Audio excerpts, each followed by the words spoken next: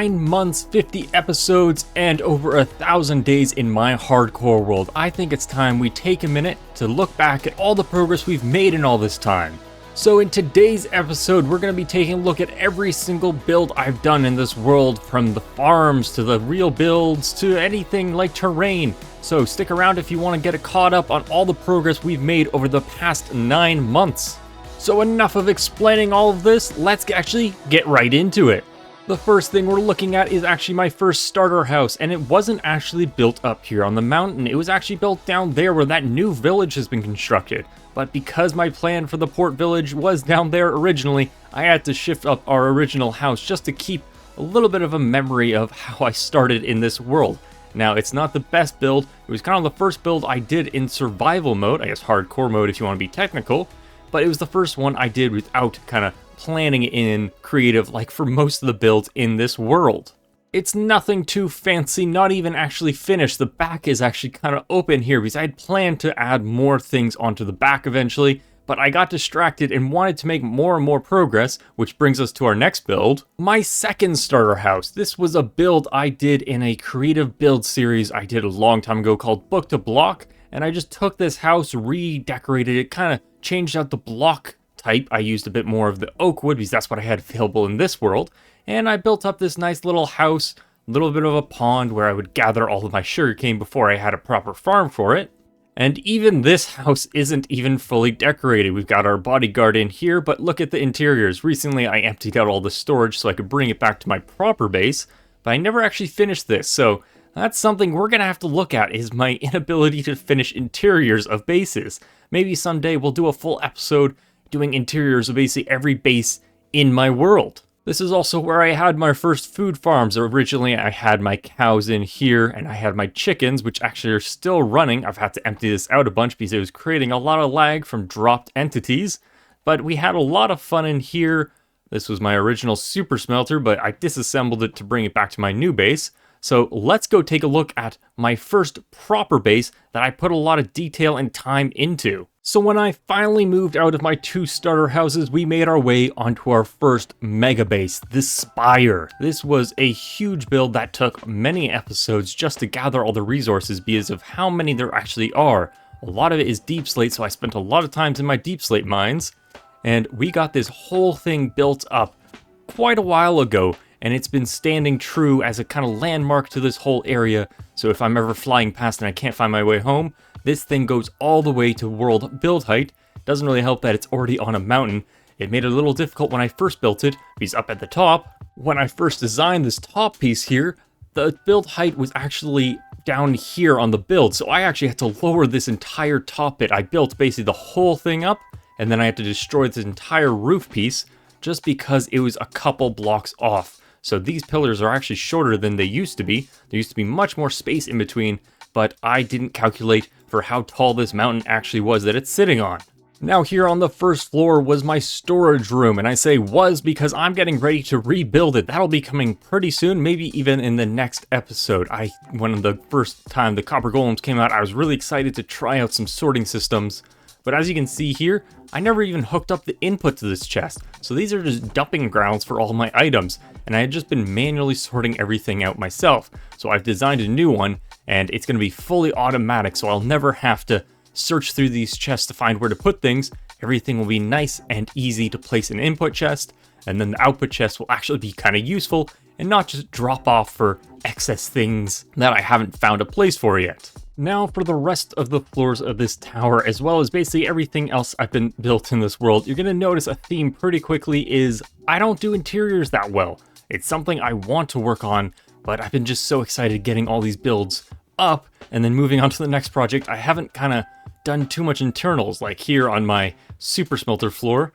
I built a wall in front, but it's kind of plain, and I mean the rest of the floor is kind of boring. This was my lava storage, but it's just kind of empty, and it's going to be the same for most of the others. This one a little bit more with my library, with all my trading villagers for all the enchanted books.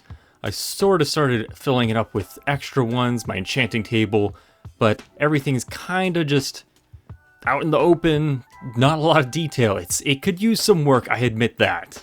Now let's do a quick rapid fire of the rest of these floors. Up here on this one, we have a bit of a netherwort farm and a list of all of my farms that I've been building in the world. I need to get this filled out, and I'm just slowly turning the lights on so I know what I actually have, and if I ever actually put this on properly, I'll know what I can work towards.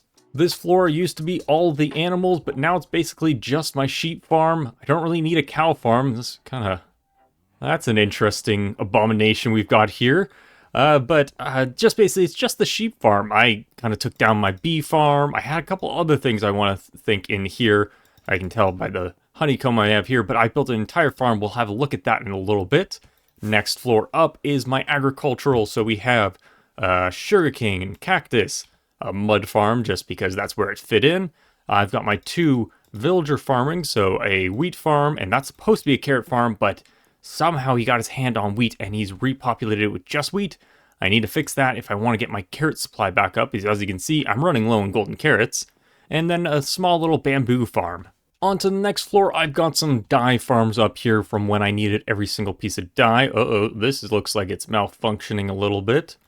It's because it's full. We should turn off the redstone so it stops auto-crafting. Don't want to waste all this bamboo we've got going in here, but it was just a bit of a dye farm for all the different types of dyes, so I could dye all my glass, terracotta, and the like. Now up here on the top floor, this is where I have my diamond subscriber count button. Currently, it's a little bit behind, only reading 510. We're over 600 now, but I have placed all the diamonds in here. As you can see, this is as of last checking, 617 subscribers. So basically what I'm doing is every subscriber I get, I will mine 1 diamond and put it into this chest. Maybe one day I'll make a diamond structure out of them all, but it's a slow count that takes a little bit of time to update. Don't want to waste my rockets there. As you can see, it goes up, and when this hits 9 to 0, this one goes up and it counts perfectly chained. I might have to add 1 more eventually if we ever get to the thousands, but that's something to work on in the future. That maybe hopefully soon in the future, but for now, it's going to be a long time counting back up. Now, the original plan for this top floor was to have a map up here, but it doesn't really kind of work because you have to strain your neck to look up. So I might build a better map room one day and find something to put on this platform here. But that is the first mega base done. Let's go take a look at my next big build, the museum. Now, this museum was my next big project in the world. We're going to have to go down to take a look. Can I do it in double F5 mode? Let's see, so hopefully don't crash. This was the plan to gather 1 of everything in Minecraft. As you can see on these outer ones, we've got some cool mobs. We've got a phantom in here, actually. And all the this is the block wing. We have item wings, all the different mobs. As you can see here, I've gathered lots of the blocks in the game. In there will be all the items. And then we have the passive and hostile mobs. We've captured some, but we've taken a little bit of a break from capturing them to work on some other projects. So this is something I'd love to come back and complete and get 1 of every single possible item in the game. We have the upper floors. In here, I've actually done somewhat of an interior, so you guys can be proud of me there. We got all the dyed items. That's why we needed all those dye farms, so we could complete this area. We've got all the more rare stuff from when I defeated the Ender Dragon and when we got a heavy core from the trial chambers. There's lots of fun stuff in here, but it's not even close to being complete. We probably only 30% of the way there, and we got lots more to do. Excuse me, just gonna move this out of the way for a second. Sorry to interrupt everyone. I just wanted to take a quick moment and say thank you all for being part of this amazing journey so far. I've been making videos for just over a year now, and honestly, it's been one of the best things I've ever done. The support you've all shown means the world to me. And while I've got you here, I figured I'd do a little shameless self-promotion. If you want to catch me live, I stream over on Twitch. I also have a Discord where I announce streams, share updates, and hang out with everyone from time to time. And if you'd like to support me even further, I recently launched a Patreon. I'll be posting schematics from a bunch of the builds featured on this channel, so if you ever want to build them yourself, or you just want to help support what I do, that's now an option too. You'll find links to all those down in the description. Thanks again for all the support. Now let's get back to the video. Now over here by my first mega base is the kind of first village I built. This was kind of a cherry village to match in the biome here for where I wanted all of my villagers to go. As you can see, we've got our villager breeder there, replenishing the stock of villagers because it's not really well protected, and all the iron golems, they spawned inside these houses, so that no more are going to spawn and nothing can be protected out of here, so they're constantly being killed. But we have 2 village houses. I have a plan for a 3rd going in here. I want to fully kind of habitate this whole area so that there's plenty of villages and all the villagers can kind of wander without being scared of any zombies. And on to the next cherry build is my iron farm. Up here I designed an iron farm with lots of efficiency, as you can see in here. And up here we have them all kind of disguised in so it doesn't look too like out of place. And if we head down onto the root of the tree, if we can land it, I got some in here where all the iron gets collected, and we have quite the supply going down here. Yeah, at least 1 double chest, and I've recently taken some out for a future build, but this was a fun build to kind of get a little bit of redstone in, as well as in a lot of iron, because originally my first iron farm was this guy down here. It's kind of the first one you build in the world. How's it doing? It's doing pretty well, actually, just because I've been working this area a lot. It gave me the first little bump of iron I needed in this world to get all of my hoppers and things like that. So it was a quite useful kind of investment. I probably should turn it off so it doesn't start overflowing and adding too many entities into this world. But that's it for this kind of area. Let's go take a look over on our terrain. Now, as we fly over this area of the world, you can see a lot of custom terrain from these kind of hilly islands, I guess you could say. So just this little bit up here, and this is the first mega terrain I did. A really cool kind of crescent hill mountain peak here. And if we go around to the back, we've got a little bit more area where I built a Zen garden to relax. A nice little gazebo, relaxing tree. And if you actually stand right here, the sun perfectly lands here at sunset. Maybe we can get a quick view of that a little bit later. Sun's a little too high in the sky for that. But all of this terrain was a really fun project, and I plan to continue it all around. Basically, all the terrain in this area will eventually be custom terrain. It's just going to take a little while because I want to first get the builds onto the area and then do the terrain kind of around it. But now let's take a little bit of a break from looking at all these builds and take a look at some of the cool farms I've built in this world. First up here is my Guardian farm that honestly I haven't been using that often. I haven't thought of a cool build that would have all the Prismarine stuff. So if you guys have a good idea for what I could build using Prismarine or that kind of color palette, let me know so I can actually get some use out of this thing. And quite close over there is the farm we were just at. This is my raid farm. It's a stacking raid farm that uses villager reassignment to kind of speed up the process so you get multiple raids at the same time. It's very efficient, alongside my little custom sorting system I made here with a shulker loader. I haven't got that much because I haven't run this in a while, and I really need to, because I really need some of this redstone, because this is kind of the only place I get my redstone from. It also has all of my totems here, so if I ever need to restock on one of those, I come here and grab it out. And then we also have the trashing system for all of the kind of crossbows and other non-stackable items I don't need with my helpful little copper golem. Now we're going to take a quick break from the overworld and head into the nether. Let's see if I can make the tunnel pass. And down here into my nether room. This is how I get to the nether. It's a cool little recreated. It actually looks more like the nether than my actual nether, which is actually pretty bare because we're up here on the roof of the nether. Over there is my one gold farm, so let's head up there quickly. So we have a gold farm on top feeding right into a piggling bartering system. This has gotten me many, many blocks and lots of useful stuff, from all the quartz that I've been using a lot recently to the blackstone, gravel, and everything else I might need from this farm. Really helpful and quite useful and quite fast. Now down over here, this is my Guardian farm I just showed, but the other side. The guys get brought in here, and we'll actually probably have some extra, just from flying over top of it. It's kind of empty right now. This needs to be kind of mirrored on the other side so it doesn't get backed up when I'm running properly. But like I said, I don't have anything to build with it yet, so once I get that, maybe I'll fix that up. And we also have a cool froglight farm here because I love using the froglights. It's pretty efficient.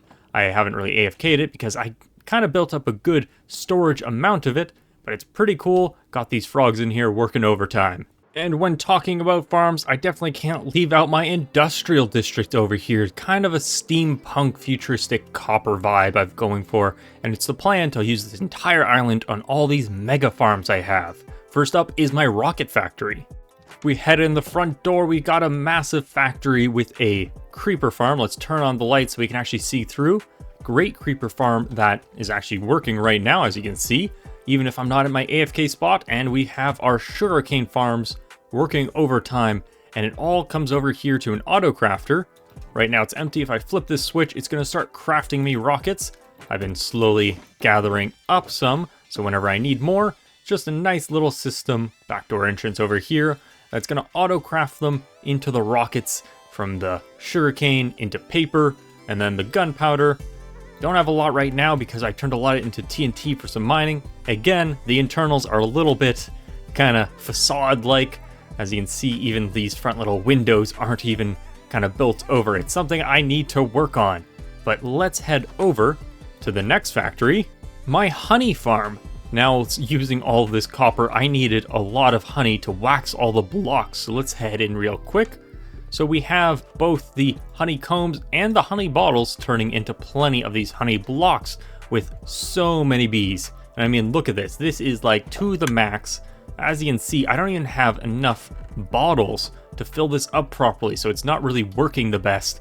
These guys are all full, but things don't have enough glass bottles, so they can't actually harvest. So I need to do a lot of glassing to get all the bottles. But I mean, I recently condensed all of this. We have plenty of honeycomb blocks. I don't know if I should like maybe turn this off so it doesn't get too much, but we have a little bit of storage left over, so that shouldn't be a problem. But this is another factory. I did a little bit more internals on this one, as you can see. We kind of got this catwalk going on, but it does need a little bit fixing for like the roof and stuff. Now for the peak efficiency of both these farms, I built this awesome kind of AFK platform up here in the form of an airship with all this cool smoke simulation from the glass panes. It worked out pretty well, and I really liked how it turned out. Up here we just have a little AFK room we can just slide into here. I can shut the door and no kind of phantoms or any other mobs are gonna be getting to me. Got a bed, some storage of some stuff. That reminds me I gotta take this all down to my new storage room. But it's quite a nice area. We can get up into the balloon from here. But like most things, it's kind of empty in here. I don't know if I'll ever put anything up in here. I just added the access room just in case I ever wanted to get in. It's gonna be the same for below deck if we just go down. It's empty, but it's just if I ever want to add things, I can. That's kind of the whole plan of leaving all these internals. If I ever do want to do any kind of internal work, like I mentioned earlier with like maybe an episode where I just do internals of everything, maybe that's something I can do and add a lot more detail to everything around here. Now the final farm we'll be talking about is my block factory down here that was recently built in the past couple episodes. Basically, I needed a lot of different blocks and I wanted to farm them all in one location. So we have our stone and cobblestone generator. We kind of stick in here, make sure to walk in, and I can just hold left click and go AFK like this, and it gets twice as much as a standing still one. We've got one for basalt up here, nice and easy. We have a moss farm in here, kind of sneaky up here. Right now it's on pale moss, just infinitely gathers it. I need to make another one of these for bone meal, and then kind of have it feed into all these farms because we have our wood farm down here. We flick our TNT lever up here. It's going to start duping some TNT. This is the only duping I have in this world, but I really needed more and more wood, and it was getting crazy having to spend dozens of hours just gathering wood, so I thought this might speed it up a little bit. Let's put that bone meal back into the system, but that is all the farms so far in this world. Now we're going to take one more break from the overworld and head over to my end dimension. And it's just a hop, skip, and jump away.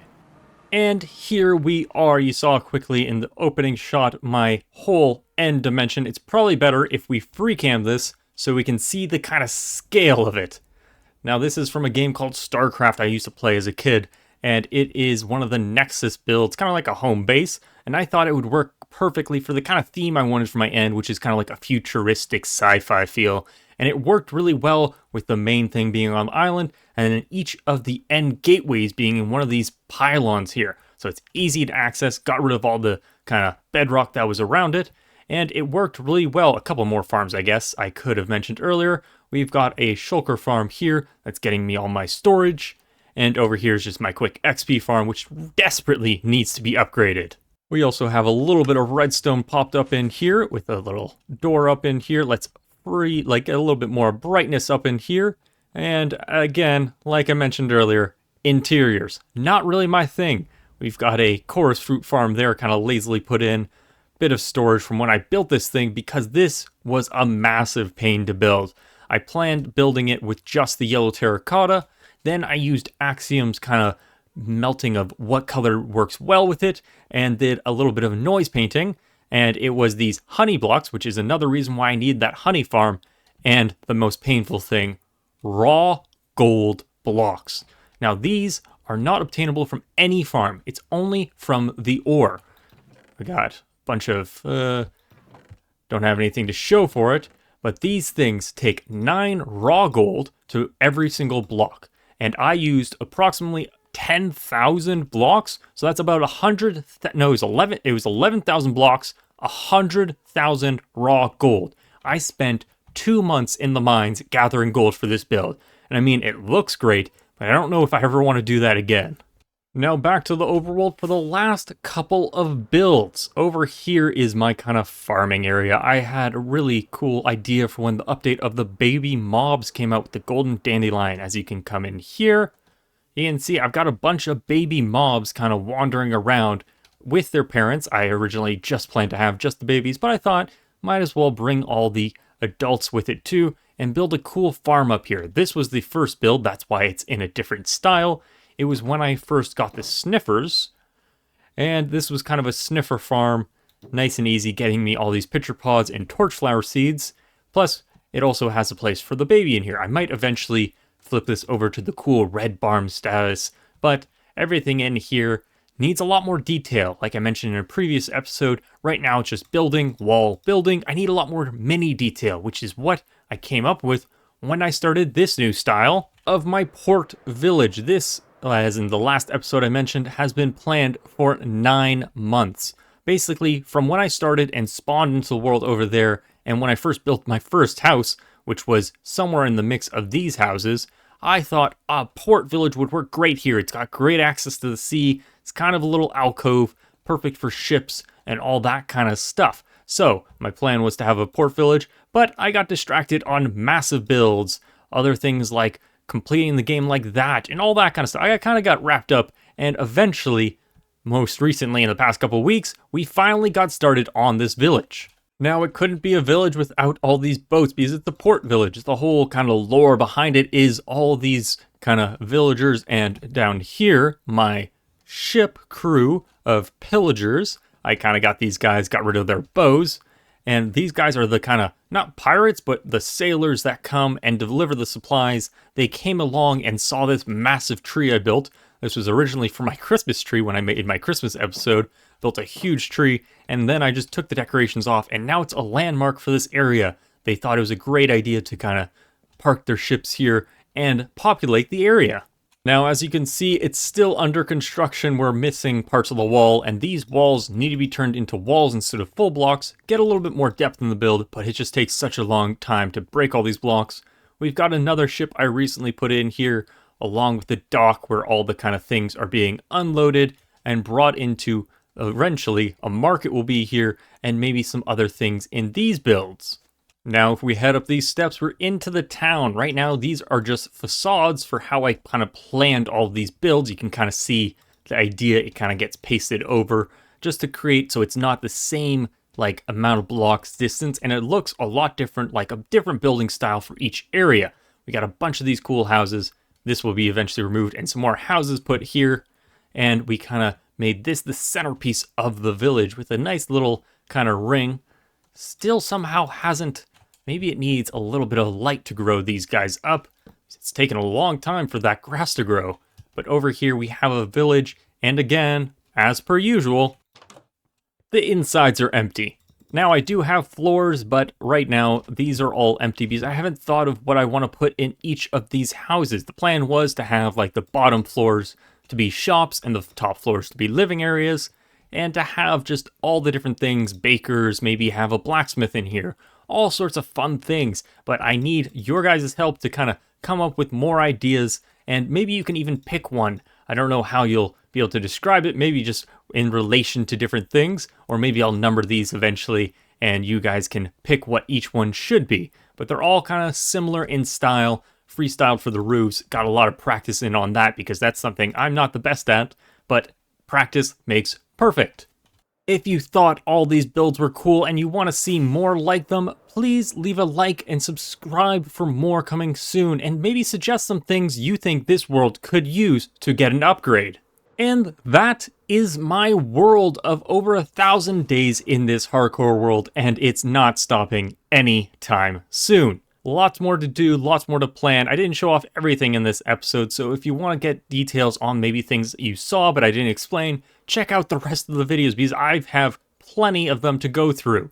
But that is where we're going to leave today's episode of the World Tour. 50 episodes down, plenty more to go. Hopefully we survive it all, and if not, maybe we'll have some fun stories to tell along the way. But as always, I hope you enjoyed, and until next time.